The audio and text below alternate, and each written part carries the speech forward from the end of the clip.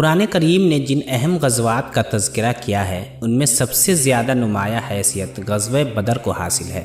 بدر ایک گاؤں کا نام ہے جو مدینہ منورہ سے تقریباً 80 میل کے فاصلے پر واقع ہے۔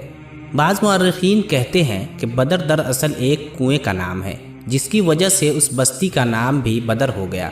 اسی جگہ وہ اہم غزوہ پیش آیا جس نے دنیا کی تاریخ ہی نہیں بلکہ ہر شعبہ حیات کا رخ پلٹ کر ظلم سے عدل کی جانب پھیر دیا۔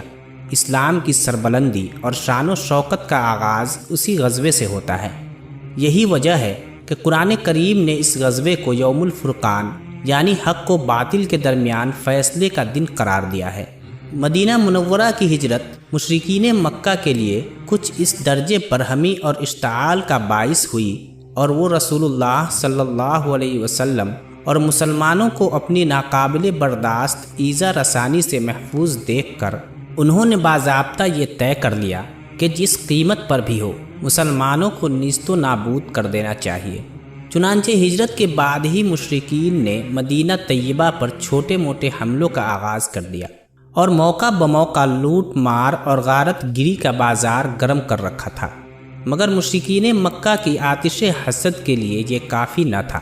وہ چاہتے تھے کہ کسی طرح مسلمانوں کے ساتھ ایک فیصلہ کن جنگ ہو جائے۔ اس کے لیے وہ ایسے حالات پیدا کر رہے تھے جس سے اسلام کی بڑھتی ہوئی طاقت کا خاتمہ ہو جائے۔ اس ارادے کی تکمیل کے لیے انہوں نے ضروری سمجھا کہ لڑائی کے ساز و سامان زیادہ سے زیادہ مقدار میں میسر آئے۔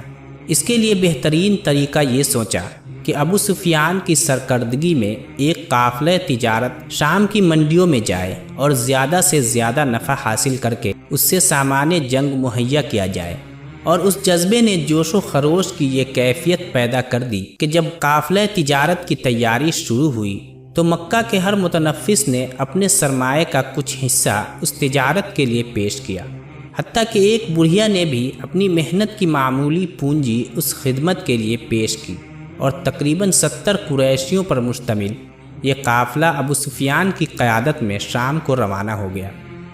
جب قریش کا یہ تجارتی قافلہ مال و اسباب کی بہت بڑی مقدار کے ساتھ شام سے واپس ہو کر مکہ جا رہا تھا، بدر سے قریب ہو کر گزرا تو نبی اکرم صلی اللہ علیہ وسلم کو اطلاع ملی۔ آپ صلی اللہ علیہ وسلم نے فوراً صحابہ کو جمع کر کے مشورہ فرمایا تو بعض حضرات نے تو بخوشی اس کے لیے آمادگی ظاہر کی، اور بعض نے یہ سمجھ کر کہ کسی اہم جنگ کا معاملہ نہیں ہے اس کے تعاقب پر آمادگی کا ثبوت نہیں دیا۔ 12 رمضان المبارک 2 ہجری مسلمانوں کا یہ لشکر جو قافلے کے تعاقب سامان حرب و ضرب سے بے پرواہ ہو کر مدینے سے نکلا، مشہور روایت کے مطابق ان کی تعداد صرف 313 تھی، جبکہ مدینہ کے اندر مسلمانوں کی آبادی ہزارہ نفوس پر مشتمل تھا۔ یہ نہ کوئی جنگی لشکر تھا اور نہ جنگ کے ارادے سے نکلا تھا، بلکہ مسلمانوں کا ایک مختصر سا قافلہ تھا جو قریش کے حرب و ضرب کے سرمایے پر قابض ہو کر دشمن کو بے مایہ بنانے نکلا تھا۔ ابو سفیان کو مسلمانوں کے تعاقب کا حال معلوم ہوا تو گھبرایا اور فوراً ایک جاسوس کو مکہ روانہ کیا کہ وہ قریش کو اس معاملے کی اطلاع دے اور مدد طلب کرے۔ قریش نے جب حقیقت حال کو سنا تو ان میں بہت زیادہ جوش اور انتقام کا جذبہ پیدا ہوا، اور تمام سرداران قریش ابو لہب کے علاوہ سبھی تھے۔ ابو لہب بیمار تھا، اس لیے اس نے اپنا قائم مقام دے دیا تھا۔ آمادہ جنگ ہو کر اپنے اپنے لشکر کو لے کر نکل کھڑے ہوئے۔ تعداد میں 1000 تھے، نیزے اور تلواریں بے شمار تھیں، 700 زرہ، 70 گھوڑے اور بے تعداد اونٹ تھے۔ نیزے اور تلواریں سجی، ڈھالے اور بختر لگائے نشے غرور میں جھومتے ہوئے بدر کی جانب بڑھے۔ ادھر مسلمان بھی تجارتی قافلے کے تعاقب میں آگے بڑھتے گئے۔ جب وادی صفرا کے قریب پہنچے تو نبی اکرم صلی اللہ علیہ وسلم نے 2 آدمیوں کو جاسوس بنا کر بھیجا کہ وہ قافلے کا حال معلوم کر کے آئیں۔ مورخ ابن اسحاق لکھتے ہیں کہ یہ دونوں بدر پہنچے تو وہاں کنویں کے قریب ایک شخص موجود تھا اور نزدیک ہی 2 لڑکیاں آپس میں بات چیت کر رہی تھیں۔ ایک نے دوسری سے کہا کہ کل یا پرسوں یہاں قریشی قافلہ آنے والا ہے، میں اس میں محنت مزدوری کر کے تیرا قرض ادا کر دوں گی۔ اس پر اس شخص نے اس لڑکی کی تصدیق کی۔ نبی اکرم صلی اللہ علیہ وسلم کے جاسوس نے جب یہ سنا تو چپکے سے اپنے اونٹ کو پانی پلا کر فوراً روانہ ہو گئے۔ دوسری جانب ابو سفیان ڈرتا اور چھپتا چھپاتا قافلے سے آگے بڑھ کر تجسس حال کے لیے بدر پہنچا۔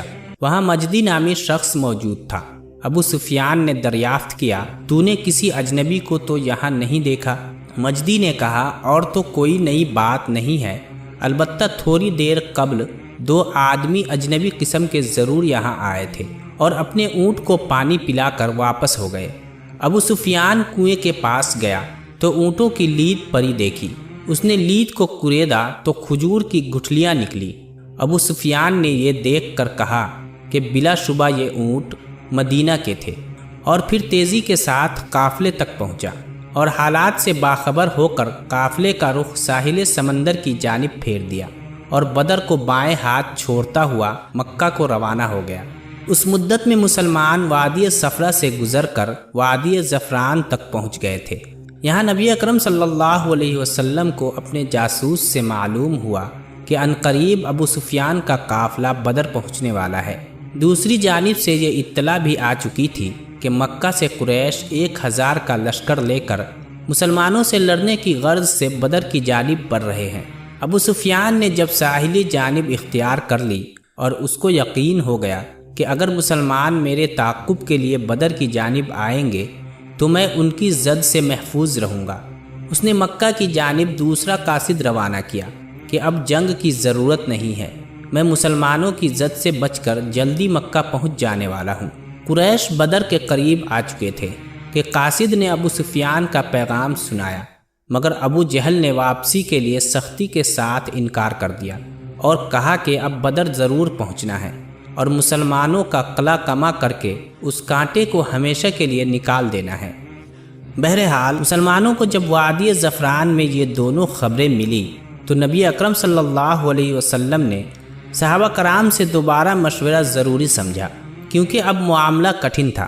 مسلمان بے سر و سامان اور پھر تھوڑی تعداد میں تھے، اور دشمن تعداد میں 3 گنے سے بھی زیادہ، جن کے پیش نظر نبی اکرم صلی اللہ علیہ وسلم نے صحابہ سے مشورہ فرمایا۔